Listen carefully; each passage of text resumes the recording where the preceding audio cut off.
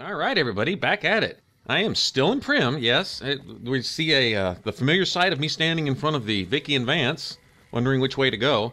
I want to do a little bit more exploring from here. It seems like I'm using Vicky and Vance kind of as a base of operations, huh? But having cleared out the NCRCF, the correctional facility, prison, whatever, ganging up on the powders, there's one more place I want to essentially explore before heading down the road and getting to the Mojave Outpost and some other stuff. Actually, between here and there, there's some pretty, I don't know, they can get pretty hairy. There's two areas that I want to explore for some skill books, right? So we will have a, what is it? Actually, it's 3 skill books, to be honest. There's a Wasteland Survival Guide. First, there's a DC Journal of Medicine.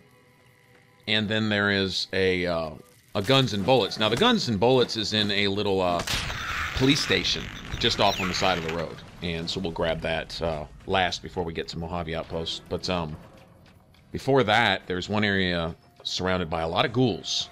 And even some Reavers, which aren't near the threat that they were in Fallout 3. In Fallout 3, they were almost a boss level. In fact, they were harder than any quote-unquote bosses or in-game enemies. You shouldn't have crossed the powder gangers. Uh-oh. Looks like we've got trouble. Alright, dude. Not gonna make me drop my soap in the shower. Mm-mm. No, no. Uh-oh. Well, maybe you will. Get off me. You know, I think this dude's swinging at me with a kitchen knife. This guy's so awestruck by my capabilities that he just froze in place. Hopefully that's the last ambush from these guys for a while. These guys have really been a great loot source. I mean, seriously. Look, they're dropping, like, everything.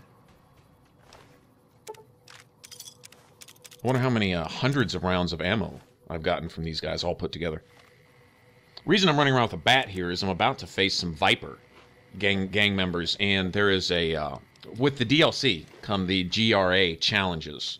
1, 2, and 3-star challenges. And I think this is... actually, I believe this is a 2-star challenge, which means more XP when I'm done with it.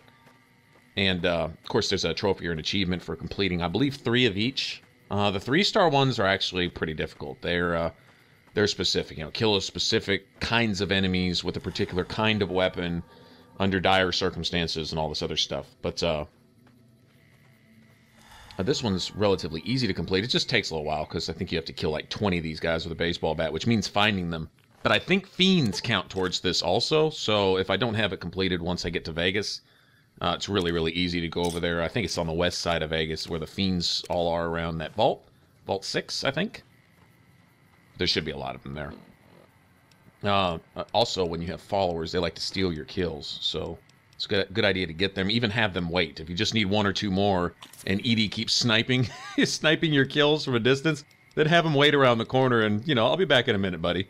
Walk around, you know, spank the guys with a bat and then come back and pick them back up again. Which I actually may do here in a second. Let me get these guys out from the front.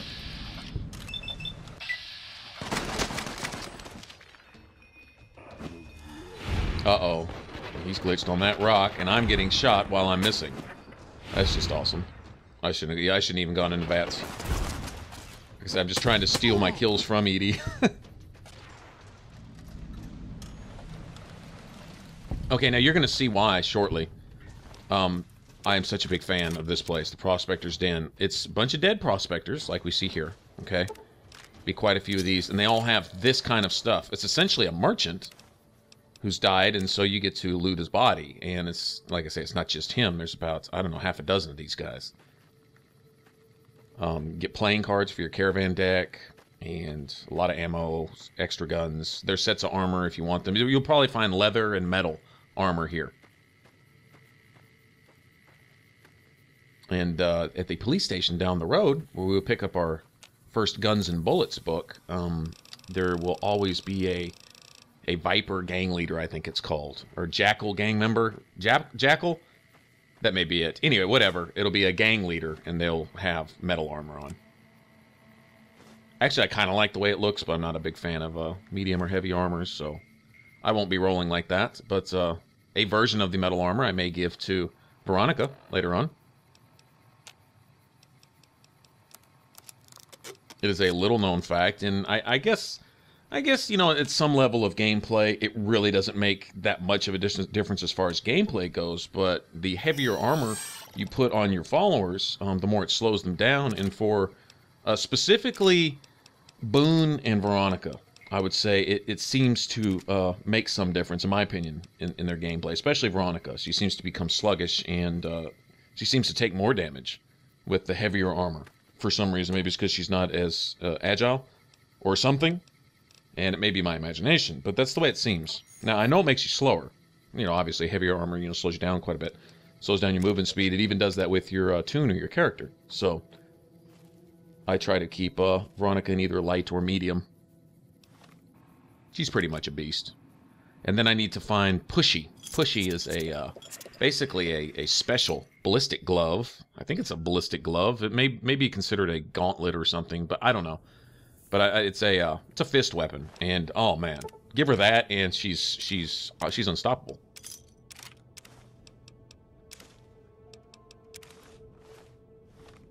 I've got a short video, and it was just for funs, but it was I went and fished for a Legion assassin squad and let Veronica do some work with that thing, and I wound up stealing some of the glory from her, but she was certainly handling up. She was more than capable.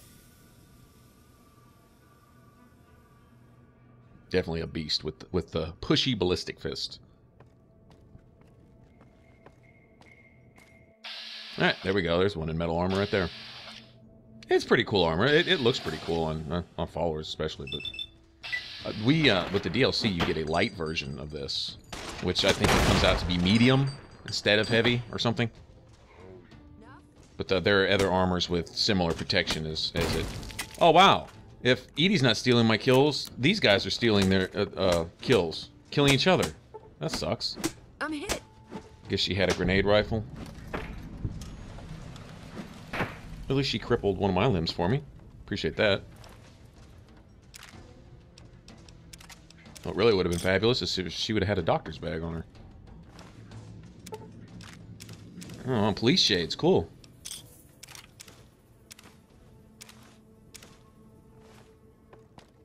And this is just, I mean, seriously, just loot time,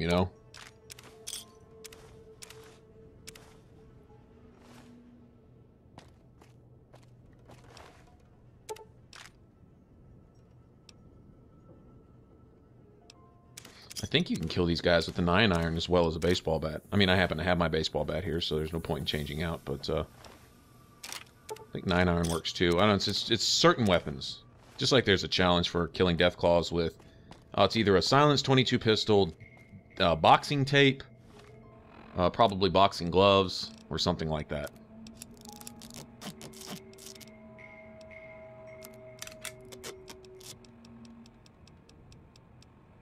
This is something I'm in the habit of doing when I'm overburdened, is no easier way to drop weight than to break down all the junk you have. I think I'll put those on just for a second, just for funs.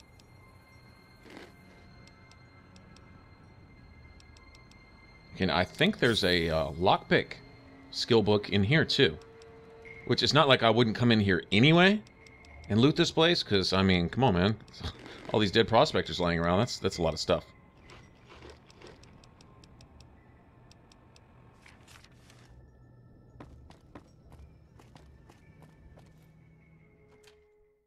Alright, part 2. Hopefully I can get a couple more kills without them stealing my kills from each other. Sweet. There. Sweet. 2 more addictions. A couple more meds in my system. I'm gonna start seeing a really noticeable extension of time that my meds last. Whereas my stealth boys, instead of lasting, a minute or two, they'll last like 5 minutes or something ridiculous like that. It's nice.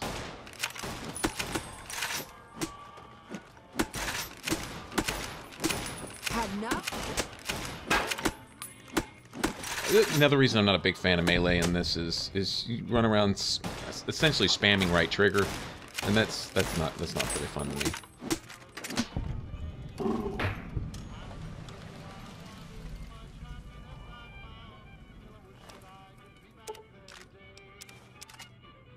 But It does get my challenge. It's not only way overpowered, but if you can essentially just running around spamming your right trigger, and that's it. Playthrough of a game gets really, really, really, really monotonous to me after a time of just doing that. Not a big fan of that. Alright, and just loot after loot after loot. There's some cat eye. That's a pretty good effect.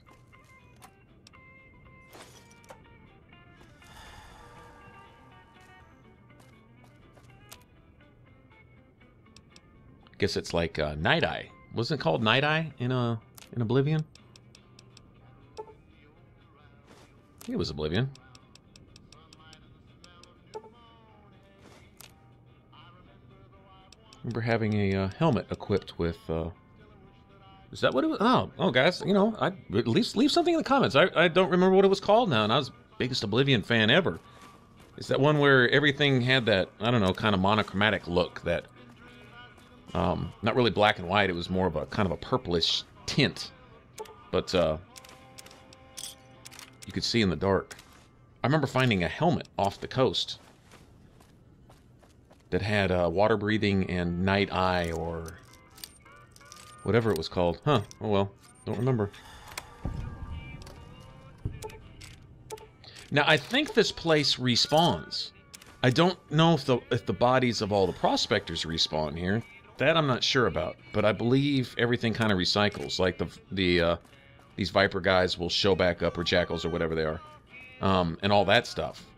I'm pretty sure.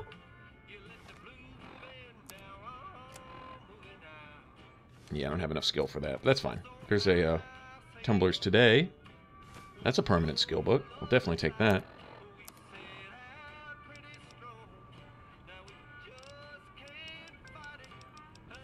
Make sure I don't have any other books in my inventory that I've forgotten about.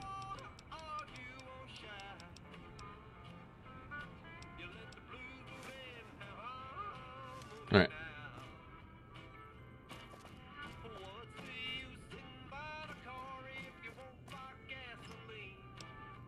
So this is definitely worth coming and looking at later. If nothing else, at least to kill the gang members again. But I would really like to see these Prospector bodies turn back up randomly with different loot. And I mean, this, talk about a loot source for the game. That's crazy.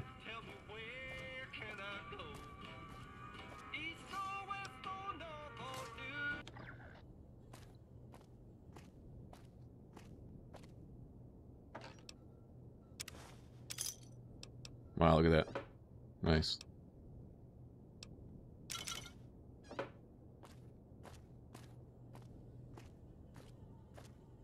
It'd be cool if this eventually became like a merchant area. That would be really cool. Looks like we got a star bottle cap here, but I can't... There we go. Can get it to register. See if there's anything hidden in the bottom of this box. Oh, looks like those bottles are jammed in there. Oh well, never mind. I'm gonna turn the music back on. I was feeling lonely in here. Anyway, if this became like a merchant place, I mean, wouldn't that be badass? Come here, maybe several merchants that you could browse their wares. That'd be awesome. For all I know, maybe some mechanic like that does happen later in the game. Not gonna say it's impossible. Wow. Alright, there we go. Finally. I can give Edie all this junk here in just a second. Yeah, had I brought him in here with me, I wouldn't have gotten any kills. He'd probably lasered them all in the face.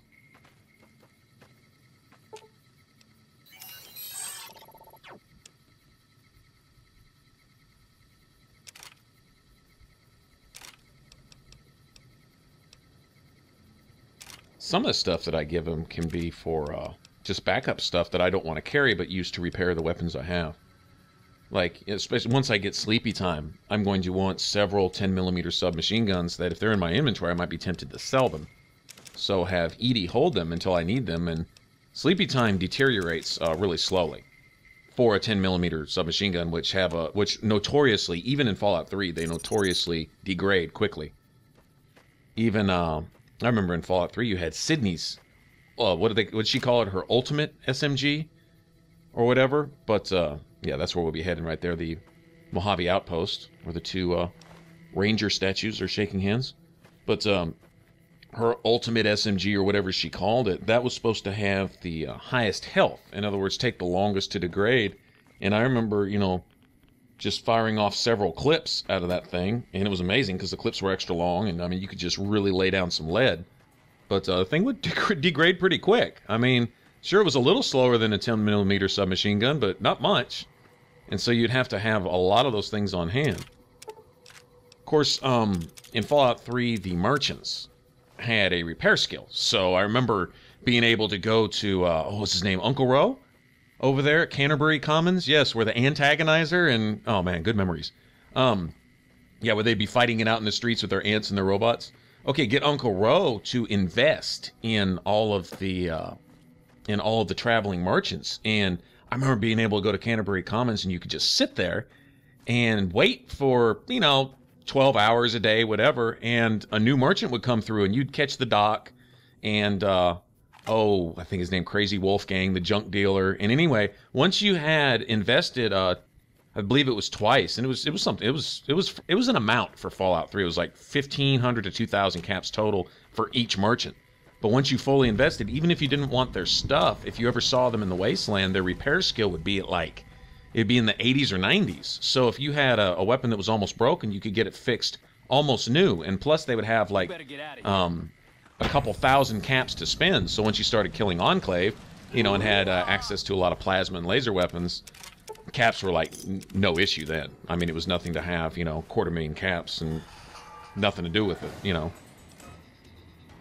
But yeah, they were definitely worth investing in early because they really came in handy later, especially when you had guns that individually were worth more than most merchants had in caps, unless you picked a perk. And I never picked perks for merchants and, you know, things like that. So, you know, that was never the case with me. And so it was nice to have them around, where they always had enough money to spend on your stuff.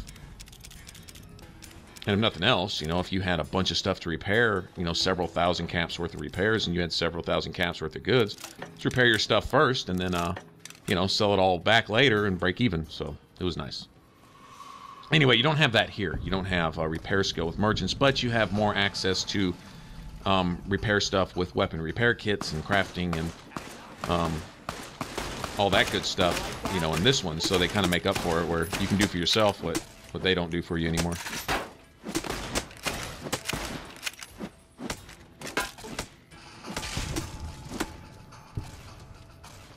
I don't think I got credit. Edie, friggin'. Well, let me see if I can steal this kill from Edie. I thought to stand between me and that dude and Edie and see if I can't block his shots or something. Seriously. Did I get credit for him at least? There we go. Well, at least I got 1 out of 2. 6 out of 20, you know, I'd be halfway there if it weren't for Edie. Oh well. Gotta take the bad with the good, I guess. Thanks, little buddy. Edie always reminds me of that little puppy that looks at you after he's done and he goes, "Did I do good? Did I do good?" Can't be mad at him. I think Edie's bad. Boom. You line up a sweet headshot and you're about to pull the trigger. Next thing you know, you go into this cutscene and it's Boone sniping this dude from 500 miles away with a headshot. That's like just all the time. I just have to get used to that. I just have to know that having Boone and Edie at the same time, I don't get to kill anybody anymore. Even on very hard. Okay. Just got a grenade launcher. Yeah, when you run into this, sometimes that grenade launcher will glitch the book into the floor or through the wall or somewhere else on the map. And oh, for all I know, if you were really lucky, you'd go wandering around someday and guns and bullets would fall out of the sky for you. But yeah, I don't take that chance. If they knock it off the desk and it glitches somewhere, I just reload. You get, you know, once again, I like having the autosave where you save on travel, because walking through that door counts as a travel, quote-unquote, a loading screen. And should something like that happen, something shifty, I can just reload right there. Same as if you walk into a room and you're forced into a cutscene with a speech check and you really need your speech checks and you aren't prepared for it because, I don't know, you're a few points short and you need to read a Meeting People magazine, you know, to get yourself up there, or, you know, pop a Mentats or drink some moonshine or something to get your charisma up, whatever, then you can always reload and pop it real quick, or go back to the load even before that, whatever it takes to get a chance at passing something that you otherwise might get caught in if you didn't have that save. So all the way around, that is to me the best and the only autosave that I need in the game. I'm never going to lose so much progress should the game freeze, should something glitch, should I miss out on a speech check that I really want. You know, maybe I want to investigate what the difference in a quest is if I do something different type of thing, and I'll always have that save to fall back on. It really helps. There's another star bottle cap. Take that. And another merchant. Boy, these raiders really don't like merchants, do they? Well, you know, we're going to see here pretty shortly at Mojave Outpost that they're not letting the merchants travel. This is how many dead merchants here just in a short period of time? I mean, I guess there's something to that. Is the raiders have settled in and have started seriously killing off the merchants. They've even got one trapped here in the jail, dead. So I guess there's something to that. Can't knock the NCR troops up there for protecting the merchants. There is apparently something to back that up, to legitimize their claim that the merchants are being are hunted, because apparently they are. That's all those prospectors are. Is essentially a traveling merchant without a Brahmin. I mean, seriously. And this guy right here. So, yeah. Alright. Not a good day to be a prospector, I guess. Alright, so we're going to head to Mojave Outpost, but here we need to go back here, and I kind of dread this. This is hard stuff. Alright, so in the next video, we will go deal with some ghouls. What do y'all think about that? We're going to head off in yonder direction. Yes. Alright, guys, thanks for watching. Click that top box for the rest of the Fallout New Vegas videos. Click the bottom box for all my videos. And then if you want to subscribe, please click that box right there over my head. And remember to like and subscribe and all that good stuff. And I will catch you guys on the next one. All right, bye-bye.